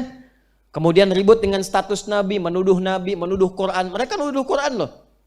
Jadi kalau sekarang ada yang nuduh Quran, Quran produk budaya, Quran begini, itu ketinggalan zaman. Dari dulu sudah ada yang begitu. Mungkin tuh nasabnya tersambung ke Abu Jahal dan kawan-kawan tuh. Karena betul. Dan diabadikan di Quran. Misal di surat Al-Haqqah, buka deh surat 69 tuh Al-Haqqah. Ya, ayat 40 sampai 41 itu. Wa ma huwa biqauli syair qalilan ma tu'minun. Ya, wala biqauli kahin qalilan ma tadhakkarun. Quran itu bukan produk dari syair. Karena mereka menduga ini mah syairnya Muhammad saja katanya. Ya, syairnya Muhammad SAW. Bahkan ditekankan nanti kalau baca surah Al-Mudaththir, ya surah 74 itu dari ayat 23, 24, 25, kita akan temukan ya in hadza illa sihrun yu'thar. Ya, in hadza illa qaulul bashar. Kata mereka ini produk manusia. Kalaupun banyak membuat orang itu terkagum, menyentuh jiwa, ini kayaknya produk sihir. Nabi itu dituduh penyair, penyihir, dituduh dukun juga. Itu kan? Nabi dituduh itu. Dan puncaknya ini karya manusia. Makanya nanti datang ayat-ayat Quran menantang sekaligus. Kalau kau mengatakan produk manusia, kamu juga kan manusia. Bahkan kamu paling fasih. Kamu biasa bikin syair. Muhammad SAW gak pernah bikin syair. Ya, kamu yang dukun, Nabi Muhammad gak pernah buka praktek begitu. Ya, kamu yang penyihir, Nabi Muhammad gak pernah dikenal seperti itu. Gak pernah dikenal dengan perdukunan, persihiran, dan sebagainya. Jadi dulu itu para dukun tuh anti Quran. Jadi kalau sekarang ada dukun bawa Quran aneh sebetulnya. Ya. Jangan dipotong ya kalimatnya ya. Karena saya sedang bercerita tempo dulu dan kita selalu harus menilai orang-orang dalam kebaikannya. Jadi kalau ada yang salah, perbaiki kesalahannya, bukan mencela orangnya.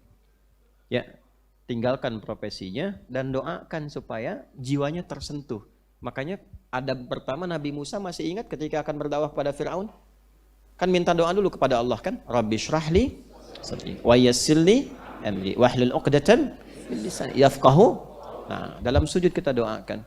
Ya Allah, semoga orang-orang yang tersesat di perbuatan yang tidak baik kembali ke jalan yang baik, sentuh hatinya, sentuh jiwanya, ya, dalam kebaikan-kebaikan. Doakan seperti itu. Nah, dulu Nabi difitnah begitu.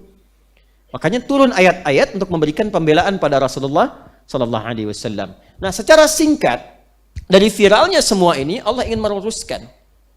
Ya, apa yang dimaksud Nabi Muhammad SAW itu? Secara logika bagaimana bisa dipahami dengan benar?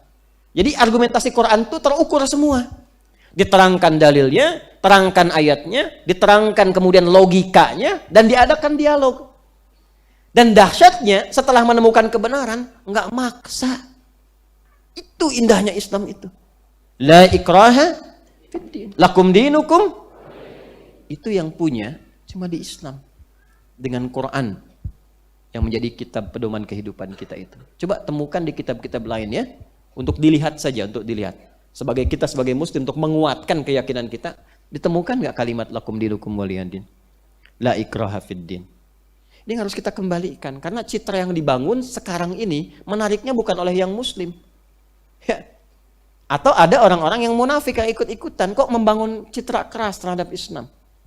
Sehingga dikesankan bahwa Islam begini, Islam begitu dan sebagainya. Padahal yang paling indah yang ada dalam Al-Qur'an, lakum dinukum la ikraha fiddin. Rahmatan lil, kasih sayang ada, toleransi lengkap. Ya, kemudian moderasi paling mulia. Jadi kalau hafal Quran itu udah komplit aja semuanya. Jelas sampai sini? Maka turunlah kemudian Allah menurunkan wahyu kepada Nabi Muhammad SAW. Saya perbaiki ya. Maka Allah menurunkan wahyu pada Nabi Muhammad SAW. Turunlah satu surah, turunlah ayat-ayat kepada beliau yang kemudian diberikan nama dengan nama topik diskusinya yang sedang diperdebatkan itu. Maka dari sini muncul namanya surah An-Naba. Paham kenapa disebut An-Naba? Karena isinya akan menjawab berita-berita besar yang sedang viral pada masa itu, baik tentang kenabian Nabi Muhammad SAW, kebenaran Al-Quran, sekaligus tentang kebenaran hari kiamat. Paham? Alhamdulillah. Baik. Bismillahirrahmanirrahim. Saya urutkan dulu ya, supaya terukur semua informasinya, baru masuk ke tahapan-tahapannya. Pertama, ta'rif bis surah, masmus surah. Saya tanya dulu supaya kita paham semuanya. Apa nama suratnya? Naba, jelas, sudah paham. Di mana turunnya? Baik. Berapa jumlahnya? Baik. Ada berapa isu yang viral ketika surah ini diturunkan? 3. Satu tentang apa? Kedua? Quran. Ketiga? Baik, baik. Karena itu surahnya diberi nama dengan surah apa? Baik. Dah. Alhamdulillah. Dahsyat. Dah. Baru kita masuk. Nah, jadi ngajinya begitu. Ya. Bikin sama anak-anak. Saya dengan anak-anak suka begitu. Bikinkan kartu atau apa tuh ya, sebelum tidur, main-main begitu. Nanti mereka tumbuh sudah hidup dengan Qur'annya. Itu ngajinya ya. Nah, kan tanpa sadar pulang dari sini tuh udah terinstal dalam diri, dalam kepala kita. Mungkin selama ini yang belum kita ketahui. Baik, a'udzubillahi minasyaitonirrajim. Kita mulai yang pertama. Ma faidatu fi iftitahi surah bil istifham. Surah ini dibuka dengan kata amma. Di pertemuan lalu sudah kita bahas, amma ini adalah penyatuan dari dua kalimat an dan ma. Ya, an dan apa? Ma. Bismillah. Saya kembalikan ke sini senyap ya. Jadi amma itu di sini amma dari an dan asalnya begini, ma panjang, an dan ma. Ma-nya istifham untuk menunjukkan kata tanya. Lalu ketika disatukan an dan ma ini, lalu alifnya dibuang seperti ini menjadi ma, amma. Pelan-pelan. Baik, pelan-pelan, bukan diulang. Pelan-pelan. Maksud saya ingin menyampaikan pelan-pelan. Amma, an ini untuk menunjukkan tentang pertanyaan atas satu topik. Biasanya diterjemahkan dari gitu kan, atau tentang. Jadi kalau ada an dalam bahasa Arab bisa diartikan dari atau tentang. Apa bedanya min dengan an? Ini agak mahal ilmunya ya. Min dengan an, sama-sama dari. Kalau min biasanya ditujukan untuk benda yang sifatnya materi. Ya, benda yang nampak. Misal, min aina hadzal qalam, dari mana spidol ini? Ya. Saya katakan misalnya minal ikhwah fil masjid, dari teman-teman dari masjid. Ini bentuknya terlihat, ada. Materialistis sifatnya. Tapi kalau an biasanya menunjukkan sesuatu yang imateri, yang bendanya nggak tampak langsung. tentang informasi, tentang misalnya pemikiran. An madza tatasyawarun, tentang apa? Apa topik yang kalian sedang bincangkan saat ini, yang sedang didiskusikan? Itu pakai an biasanya. Maksud saya ingin menunjukkan betapa detilnya diksi Al-Quran. Kalau bukan firman Allah, gak mungkin begini. Karena manusia itu masih tertukar kadang-kadang dalam penggunaannya.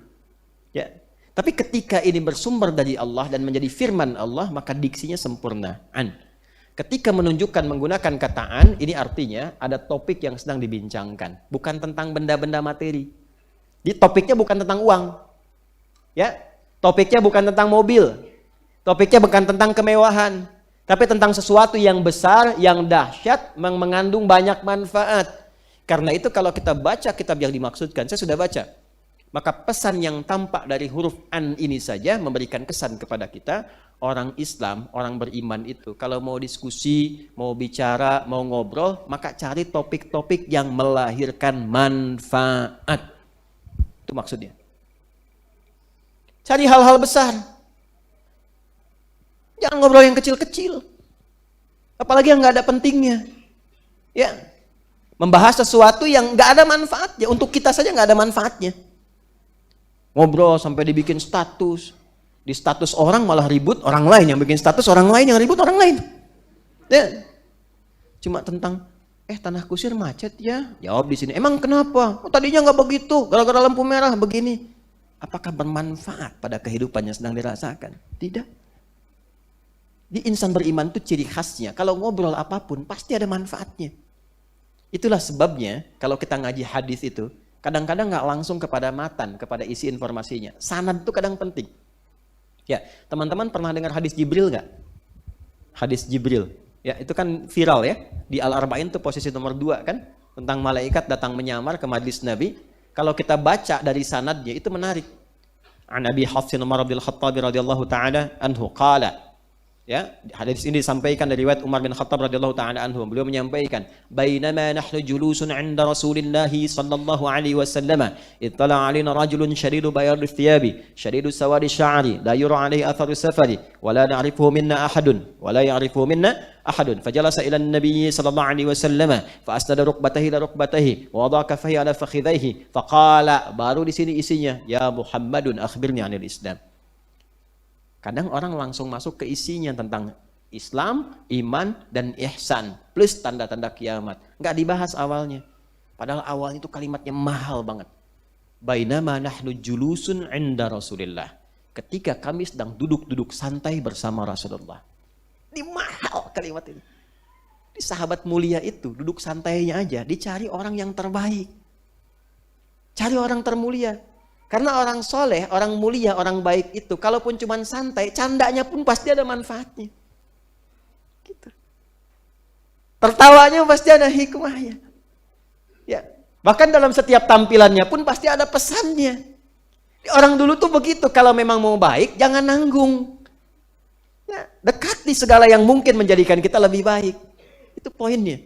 Itu baru satu kalimat, bainama nahnu julusun 'inda Rasulillah. Dan kalimatnya menggunakan kata julus. Tadi saya terangkan di awal kan, carilah orang-orang yang senantiasa mengangkat kemuliaan kita di hadapan Allah. Kalau belum mampu, belum mendapati, kita yang berusaha baik. Di keluarga, udah. Bapak jadi baik, ibu jadi baik, maka anak-anak akan terangkat baik. Insya Allah. Ya. Kalau istri sendiri belum baik, perbaiki, jangan cari istri orang. Ibu juga begitu. Maaf ya. Tuh. Halo? Ini baru an. Kemudian yang kedua ma. Kenapa alifnya dihilangkan? Kalau secara kaidah gramatikal kita belajar nahu, banyak sekali alasannya. Supaya membedakan dengan ma mausul dengan ma istifham. Kemudian di kasratul isti'mal banyak. Tapi kalau belajar ilmu balaghah, salah satunya ma. Untuk menunjukkan sesuatu yang cepat. Dan dahsyat yang sedang terjadi. Jadi saking banyaknya diskusi, mereka kalau nggak pernah terisi setiap tempat, kecuali ngobrolinnya itu aja. Datang ke wilayah parlemen, ya, yang diobrolin itu parlemen Quraisy, tahu kan tempatnya? Yang ada Zam-Zam, kemudian sampingnya ada lorong jalan ke belakang, terus Hotel Hilton. Kalau belum tahu bayangin aja ya. Mudah-mudahan yang belum umrah atau haji diberi kesempatan cepat ya, insyaallah. Nanti kalau depan Masjidil Haram ada Zam-Zam. Hapus sedikit ya. Bismillah. Sebelum pandemi, setelah pandemi, tidak ada yang berubah. Datang sendiri, nerangkan sendiri, nulis sendiri, ngapus sendiri, Masya Allah. Alhamdulillah. Jamaah tinggal duduk, tenang. Simak, masuk surga, Masya Allah. Dahsyat. Nah, ini Zam-Zam. Ada jam besar kan, jam kadang Arab. Sini ada Hotel Sofwa, nyebrang dikit, ada Istana Raja di sini, Jabal Qubais di sini. Ini kalau ke sini kita ada lihat jalan raya kecil sini ke belakang. Sini ada Hilton nih. Hilton yang lama karena nanti ada Hilton yang baru. Sini terus nyambung ada Intercontinental sini. Ini Hotel Hilton. Di area ini kediamannya, rumahnya sahabat Abu Bakar As-Siddiq radhiyallahu ta'ala anhu. Dulu ya, di sini areanya. Makanya kalau teman-teman naik sini pakai eskalator, naik tangga sedikit, masuk di sini ada masjid di dalam ini. Uniknya depan Masjidil Haram ada masjid. Tadi sebutnya musalla lah ya. Nah, dulunya tempat kediamannya sahabat Abu Bakar. Ini ada musalla besar sini, masuk sini. Nah, ini kediaman Abu Bakar di sini, As-Siddiq. Sininya ada museum jualan karpet murah dari Turki di sini. Nah ini, depan ini, ke depan dikit nih. Nah ini ada toilet dan tempat wudhu. Nah di sini ada kipas angin depannya. Area kipas angin di masjid. Betul, saya serius. Area kipas ini parlemen Arab dulu di sini. Parlemen Arab yang dimaksudkan yang dulu, yang zaman-zaman Quraisy musyrik. Di sini kumpulnya nih. Rencana mengeksekusi Nabi, rencana mengembargo Nabi dan berlangsung 3 tahun. Membunuh Nabi, kumpulnya dan mengumpulkan 100 pasukan khusus, kumpulnya di sini. Ini. Yang ikut kemarin umrah saya terangkan kan, ya. Yang ke sini nanti di sini Abu Jahal di mana rumahnya, sebelah sini. Ya, sebelah sini. Jadi dari masuk dari sini, di bawah ini pos satpam, CCTV-nya masih ada sampai sekarang tuh, warna putih sini. Pas angin ini sampai sini ada 35. Dan di sini dulu ada tiang lampu, sekarang ada jembatan dekat gate Nabi di sini. Nah, sebelah sini rumah Abu Jahal. Di sini rumah Nabi dilahirkan sebelah sini, posisi ini berumah tangga. Sekarang ada toilet di sini dekat Marwah. Nah, kurang lebih ini, teman-teman sekalian. Nah, jadi mau kumpul di sini, mau di Jabal Qubais, ya mau di tempat yang lain, tidak ada pembicaraan. Pokoknya setiap ketemu orang, benar nggak tuh Qurannya itu benar? Benar nggak Muhammad seorang Rasul? Ini cepat sekali diskusinya berjalan. Sehingga ketika ayat pun turun, digambarkan suasana itu dengan sekaligus kata tanya yang sebetulnya tidak memerlukan jawaban. Karena mereka juga nggak tahu sebetulnya, kan? Makanya bagi orang-orang yang demikian kan kalimatnya kalimat retorik kan? Bertanya yang nggak harus jawab. Contoh khotib tuh, khotib sedang khutbah Jumat misalnya, nanya, nggak usah dijawab sama jamaah. Apakah hadirin semua masih beriman? Masih. Batal semua begitu. Itu pertanyaan retoris namanya untuk menguatkan, ya. Nah, saking cepatnya peristiwa itu terjadi dan banyak dibahas, maka diungkapkan dengan satu huruf saja. Yang kedua, kalau ingin cepat berbicara, memviralkan sesuatu, cari yang kira-kira bisa dipertanggungjawabkan. Ini udah banyak diviralin, nggak tanggung jawab lagi. Itu kebiasaan jahiliyah. Nanti kalau udah masuk di surat An-Nisa ayat 83, ada nanti ayat yang sendiri khusus, ya. Fa'idza ja'ahum amrum minal amni awil khaufi adza'u bih. Ada kebiasaan orang-orang itu di masa itu, ketika muncul orang-orang munafik di Madinah, sering mengupdate, membroadcast segala hal. Itu udah ada kebiasaan jahiliyah. Broadcasting itu jahiliyah juga sudah ada. Walaupun mungkin perangkatnya tidak sama seperti sekarang. Jadi apapun yang mereka rasakan, langsung di broadcast, disebar. Dalam bentuk syair, dalam bentuk informasi. Apa aja langsung. Mau beritanya menggembirakan, menyenangkan, atau hal-hal biasa, atau menggelisahkan. Sama kayak orang sekarang, lihat cuaca keluar, mendung, bikin status. Cek nih, tanah kusir, mendung ya. Nah, itu tipikal masyarakat yang kurang sehat. Awas tuh. Hati-hati ya, hati-hati. Jelas ya?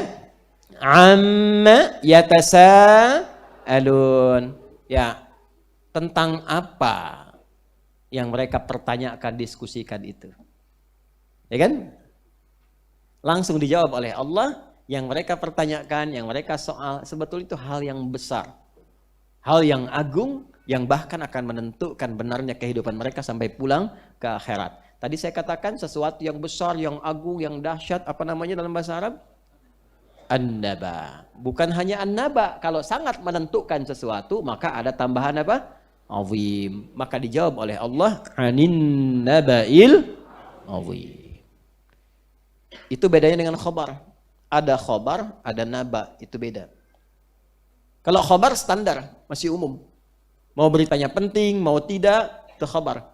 Diserap ke dalam bahasa Indonesia menjadi kabar. Kabar itu dari bahasa Arab.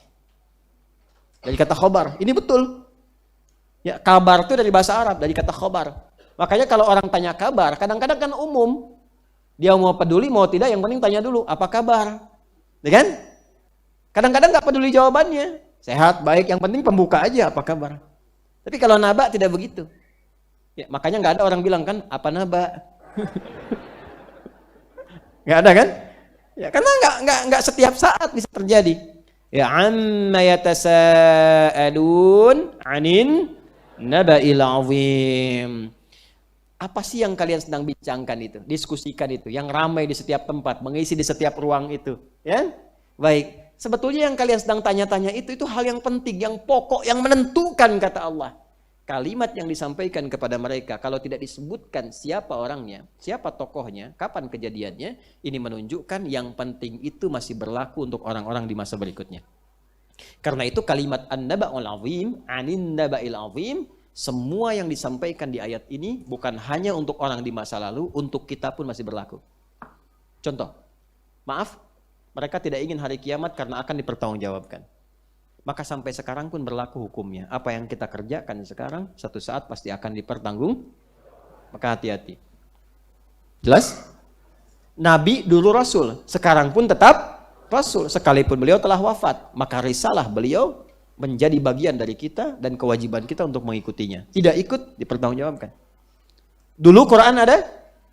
Ada. Sekarang ada? Ada. Qurannya beda nggak? Sama. Hurufnya sama. Ayatnya sama. Maka mu'jizatnya pun serupa. Kalau dulu orang belajar Quran jadi baik, orang sekarang pun belajar Quran pasti baik. Dulu orang belajar Quran jadi sukses. Orang sekarang pun kalau ngajinya benar pasti sukses. Persoalannya mungkin ada orang ngajinya kurang tepat. Ada orang tidak masuk kepada pemahaman. Ada orang tidak praktekkan. Makanya tidak meraih seperti orang dulu mendapatinya. Karena itu ketika disoal an-naba'ul azim, di antara tafsirnya itu Al-Quran. Makanya kalau kita ngaji ayat ini, anin naba'il azim, hal pertama yang harus kita tanyakan pada diri kita adalah, sudah siap belum kalau sekarang wafat mempertanggungjawabkan diri kita di hadapan Allah? Yang kedua, benar nggak kita umatnya Rasulullah? Yang ketiga, sejauh mana Quran kita jadikan panduan dalam berkehidupan? Katanya imamnya Quran, katanya petunjuknya Quran, katanya kita yakin dengan Quran. Ya kalau beriman dengan Quran jangan setengah-setengah. Yu'minuna bi ba'd wa yakfuruna bi ba'd. Seenaknya aja, kalau sedang senang ambil, kalau nggak cocok tinggalkan, bukan begitu. Ya, ujung kepala sampai ujung kaki jadikan Quran sebagai panduan dalam kehidupan kita. Maka itu yang disebut kesempurnaan iman. Halawatul iman akan diraih di akhirnya. Jadi kalau kita ngaji amma yatasaalun, jangan kita hanya dapatkan oh topiknya harus penting, orang dulu berselisih, orang dulu ribut begini, jangan sampai terjadi di masa kini. Anin naba'il azim, langsung koreksi diri. Jelas? Baik. Alladzi hum fihi mukhtalifun. Ini menegaskan yang tadi. Baik, pelan-pelan. Hum di sini dijelaskan nggak siapa? Mereka berselisih, mereka berdebat. Merekanya siapa? Disebutkan orangnya. Disebutkan detailnya. Tidak. Maka berlaku kaidah tafsir, akan terjadi lagi kisah-kisah itu di masa depan. Jangankan di masa dulu, sekarang pun pasti akan ada yang menyoal kerasulan Nabi Muhammad SAW. Ada yang tidak suka dengan Nabi Muhammad sekarang? Ada yang menjelekkan Nabi sekarang? Ada yang menuduh Nabi sekarang? Katakan pada mereka, Anda ketinggalan zaman. Dulu pun sudah ada yang seperti Anda. Dan yang kayak Anda udah diberitakan di Al-Quran. Baik. Dan biasanya orang-orang yang berubah menjadi lebih baik. Dan kita mohon sama Allah, jadikan itu sebagai asbab hidayah untuk mereka. Indahnya di situ. Ada yang sekarang menyoal Quran? Ada. Ada yang senang berdebat sekarang? Ada yang takut mati sekarang? Ada, sama. Dulu juga ada yang begitu. Tak siap pulang karena tak siap bekal. Orang tak siap bekal takut untuk pulang. Jelas? Baik. Kalau masih ingkar juga dengan semua itu, kata Allah, kalla saya'lamun. Kalla. Sudah belajar kan? Masih ingat? Berapa kali disebutkan? Padahal ini materi pertemuan kita pertama. Salah satu ciri ayat Makkiyah ada kalimat apanya? Kalla. Kalla. Jangan pernah bersikap begitu. Awas. Apalagi mengaku beriman. Kalla sering diartikan sekali-kali tidak, gitu kan? Bahasa tegasnya begini, jangan pernah bersikap begitu. Jangan jadi anti Quran. Jangan jadi anti Nabi. Jangan mencela Nabi. Jangan menjelek-jelekan Nabi. Ya, kalau Anda tidak mau terima itu pilihan Anda, tapi tidak menerima itu tidak harus mencela. Kan Nabi nggak musuhin Anda. Kan? Kadang-kadang banyak tipikal orang aneh, kenal juga tidak, tapi sudah musuhin. Ya kan? Ketemu aja nggak pernah, tapi sudah nuduh. Nah, kalau kalimatnya umum akan ditemukan yang seperti itu, akan ditemukan. Ya, kata Quran jangan jadi orang aneh, kalla, jangan begitu. Ya, katanya yakin mau meninggal. Katanya pasti akan meninggal. Katanya pengen ke surga. Tapi nggak siap-siap untuk meninggal dan untuk masuk surga itu. Kalla, jangan begitu. Katanya takut neraka. Tapi mengerjakan perbuatan yang menjerumuskan ke neraka. Kalla, jangan begitu. Sudah tahu mencuri itu salah, masih mencuri. Kalla, jangan begitu. Sudah tahu korupsi itu dilarang, masih korupsi. Kalla, jangan dikerjakan, jangan begitu. Kalau masih begitu, saya'lamun. Cepat atau lambat, kamu akan rasakan, kamu akan tahu. Ya, kamu pasti sadar. Ada sa dengan saufa itu beda.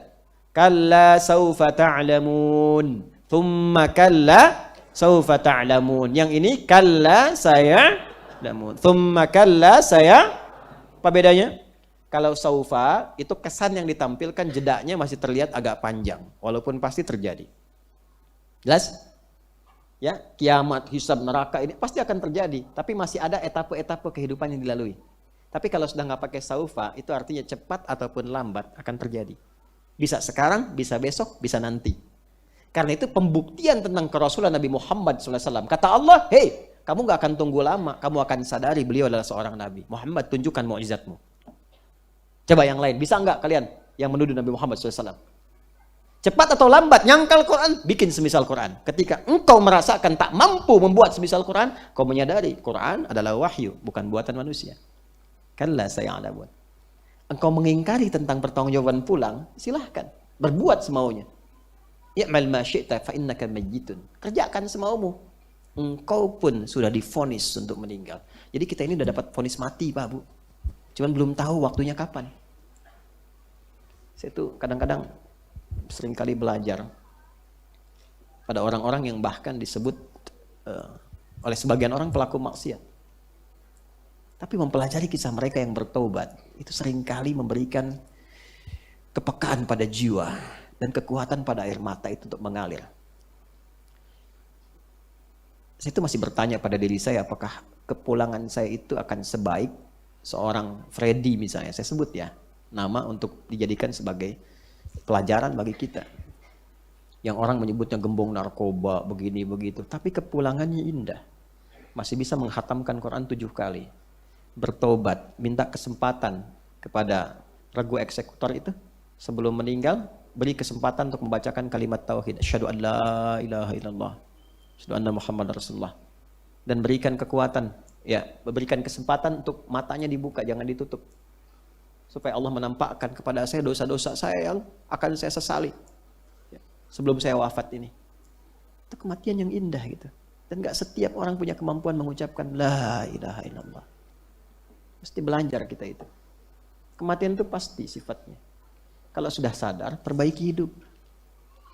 Kita kan tahu pulang gak bawa apa-apa. Kafan kain cuma 2 untuk laki-laki. Perempuan tambahan kerudungan. Gak ada kantongnya. Gak ada bekal yang dibawa. Ke alam kubur kita tahu yang mengantarkan siapa. Tapi yang pasti untuk kita, siapa yang ngantarkan? Apa yang dibawa? Kalau sudah sadar akan meninggal, maka harus cerdas, siapkan bekal apa yang mau dibawa. Cepat atau lambat, kata Allah, pasti terjadi. I'mal ma syi'ta fa innaka mayyit. Silahkan berbuat semaumu. Ya. Itu kalimat viral sekali dari Nabi. Silahkan berbuat semaumu. Karena kamu pun pasti akan wafat. Saya wafat, kalian wafat, kata Nabi. Innaka mayyitun fa innahum mayyitun. Quran surah Az-Zumar itu kan di ayat 30. Ya Muhammad, engkau akan wafat, mereka juga akan wafat. Divonis itu sudah melekat pada kita. Hanya belum tahu kita kapan kita akan pulang. Jadi sampai 5 ayat ini, ayat yang kelima itu menarik. Ada taukid, bukan pengulangan, karena di Quran nggak ada pengulangan. Ya, kalau diulang artinya firmannya belum jelas dan nggak ada yang dari Allah yang nggak jelas. Kalau kita melihat lafadznya sama, itu dalam ilmu tafsir disebut ta'kidan li ma'nan jadid atau taksisan li ma'nan jadid. Sebagai penguat atau pondasi untuk makna yang tidak sama dengan sebelumnya. Fabi ayyi ala'i rabbikuma tukadziban. Berapa kali disebutkan di surah Ar-Rahman? Bukan pengulangan, karena makna yang pertama dengan yang kedua beda. Ini tsumma kalla saya'lamun itu penguat. Bahasa bebasnya begini, belum sadar juga akan meninggal. Belum sadar juga akan kebenaran Quran. Belum sadar juga diminta pertanggungjawaban. Ya, kalla saya'lamun, jangan begitu. Tsumma kalla, yakinkan pada dirimu harus berubah, kata Allah. Besok lusa kamu wafat. Kalau kita baca ayat ini dan kita renungi, ya Allah, kalau saya meninggal hari detik ini, apa yang saya bawa? Itu maksudnya. Ya Allah, kalau saya berpulang, saya diaku nggak sama Rasulullah sebagai umatnya? Ya Allah, kalau saya pulang, dapat syafaat nggak saya dari Quran? Ngajinya harus sampai ke situ. Ini baru 5 ayat, Pak Bu. Tapi 5 ayat ini kalau benar kita resapi, ini akan merubah sisa hidup kita lebih baik, insya Allah. Pulang ke rumah. Lihat apa yang Allah berikan kepada kita sebagai titipan yang harus dimanfaatkan menjadi amal saleh. Lihat rumah, lihat harta, lihat anak-anak. Saya tuh sering katakan kalau saya mau tidur itu saya lihat dulu. Saya biasanya orang paling terakhir umumnya di rumah itu untuk tidur. Nah, pulang dari kantor itu masih tengah malam, jam 1, jam 2. Makanya saya minta betul ya kalau waktunya istirahat, berikan kesempatan untuk beristirahat. Ya. Mohon izin itu. Kadang-kadang kita pulang kita lihat, semua sudah terlelap. Satu-satu saya lihat. Doa. Sapu wajahnya, peluk, semua. Dan bertanya, ya Allah, ketemu lagi enggak? Ini dengan keluarga semua ini. Satu tempat enggak gitu.